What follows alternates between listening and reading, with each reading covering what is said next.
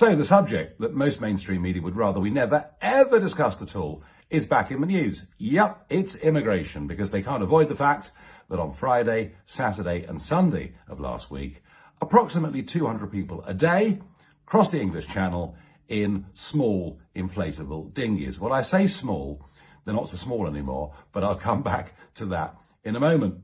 And this week, Priti Patel, the Home Secretary, is going to present new legislation before the House of Commons.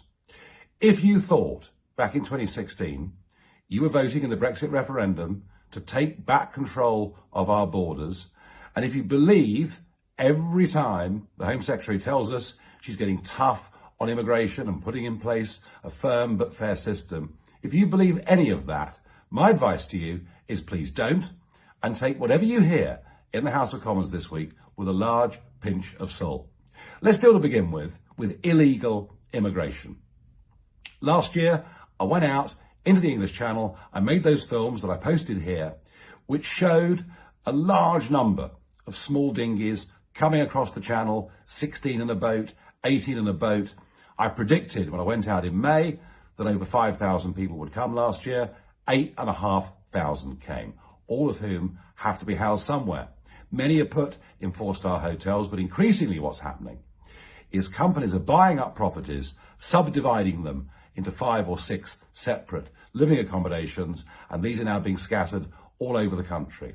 At the moment, those that have come across the Channel, other failed asylum seekers, we're housing over 60,000 people at simply the most enormous cost.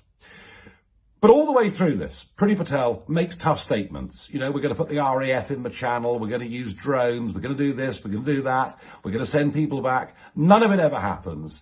And even when she tries to deport people, which is not very often, she ends up in court because, of course, we've stayed part of the European Convention on Human Rights, and the lefty lawyers can stop this from happening, stop these deportations time after time. So where are we in 2021? Well, let me tell you, the numbers that have come through Dover, through that reception centre so far this year, are more than double what they were at the same time last year. Well over 6,000 people, getting over 7,000 people have now come across the English Channel so far this year. And I've been predicting that this year it will be 20,000 that come. But I may be wrong, and here's why. The new boats they're using are completely different. We're seeing over the last few weeks a totally new type of dinghy that is being used. It's 11 meters long. One of them had 70 people on the other day that came into Dover. Another one, similar boat, onto the shores at Dungeness, and that had over 50 in it. Interestingly, all men. All 50 were young men between the ages of 18 and 28 years old, coming from all over the world, hardly any of whom would ever have qualified to be genuine refugees. And once they were walking up the shingle, they're all high-fiving each other because they know they've hit the jackpot. They know they're not going to be sent anywhere.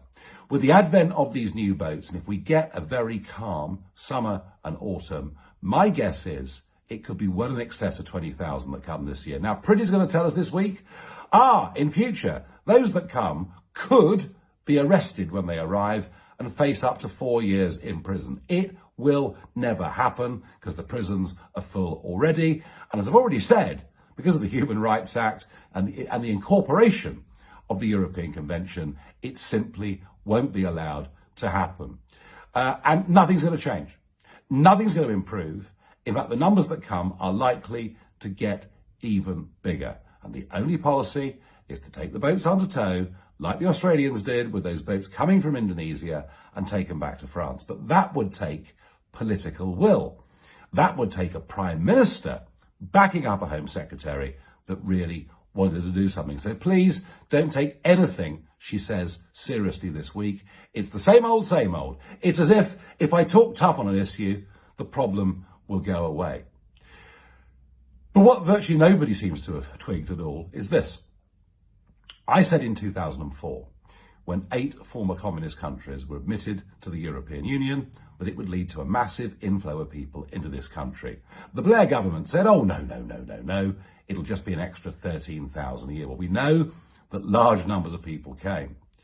I also said at the start of 2014 that the admission and the opening of the doors to Romania and Bulgaria would lead to a large influx. I made the point that those former communist countries had not made the transition to being Western democracies, that organised crime was very, very prevalent in both of those countries, and that the minimum wage in those countries was often an eighth of what it was in the United Kingdom. It seemed obvious to me, if you say to people in poor countries they can move to relatively richer countries, they will do so.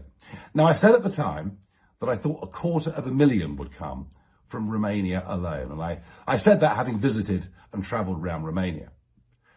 I don't think I ever received as much abuse from political opponents or mainstream media as I did over those comments about the numbers that would come from Romania, and about the fact that, yes, of course, there'd be lots of very good, hard-working, decent people, but also the criminal elements would use this opportunity. After all, the streets of London are richer pickings. I think I've ever received so much abuse for a comment that I've made.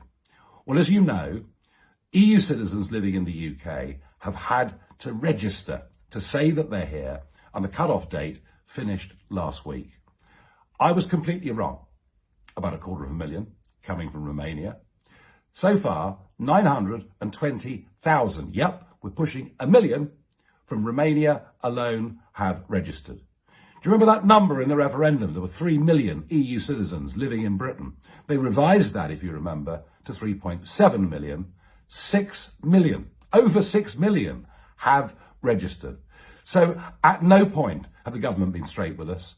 If you believe anything you see in the press, that people are leaving, they're going back to the EU, Britain's become a hostile country, the numbers tell a very, very different story indeed. This is completely out of control.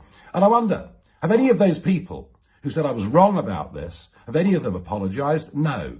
Have you seen any national debate about this on television? No. Though hopefully the advent of GB News will at least allow these conversations to take place. No, no one's apologised. No one said anything. It's out of control. Our population, which we thought was 67 million, is without doubt in excess of 70 million. But you'll hear from Priti Patel this week. We're putting in place a firm but fair immigration policy. In fact, what we're doing is opening up immigration beyond the EU to the rest of the world.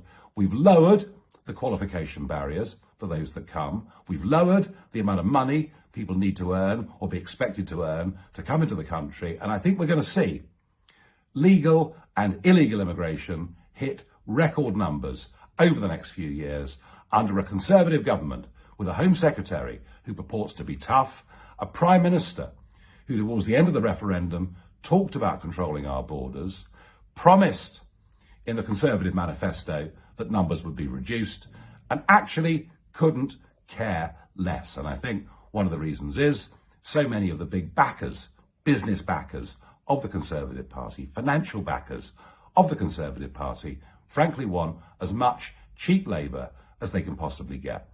Well, this may come back to bite them at some point before too long. Not long back, with the Chesham and Amersham by-election, which the Tories lost. One of the big reasons was house building and planning in the home counties. People living in their rural villages do not want to see massive housing developments. But when you realise that our population has risen by 8 to 10 million over the course of the last 20 years, you understand why there is pressure on housing. But you won't hear that argument made by mainstream media. You won't hear that argument made by virtually anybody in Parliament or any party political leader. They're hoping, since the Brexit vote, that we won't worry our little heads about this, that somehow we won't find out what the truth is. Well, my job with these videos is to give you the numbers and to give you the truth and to tell you, to pressure your MPs, to get them to explain to you why there is the chronic housing shortage that we're currently experiencing. And when they come back to you with something that is simply untrue, you've got the facts, you've got the reasons to pick them up and to make it clear that what is going on is unacceptable. This is not, absolutely not, a comment on so many people that have come, many of whom are great, some of whom I've employed myself. Often they're very, very good, hard-working people. But that is not the point. The quality of life of people in this country in the last 20 years has deteriorated. Children cannot expect the same things their parents and grandparents had. They can't get on the housing ladder. Very often, you can't get your kid into a local school because it's already full. Whether it's traffic on the roads, congestion, our quality of life is being diminished by a massively increasing population. We have a population crisis, and since the turn of the century, that massive rise of people, minimum 8 million, but probably 10 or more, since all of that began 20 years ago, that massive rise, 80% of it is directly accountable to immigration, those that have come and the children that they've had. And I'm making the argument that England's green and pleasant land will be a building site if we carry on with current government policy. So please use whatever influence you can with your MP. They think you haven't noticed. My job is to try and make you notice and try and do something about it. Thank you for watching this video. Now, to make sure you don't miss any future videos, please click the subscribe icon and the notification bell. Until next time, when I give you another story that mainstream media dare not cover.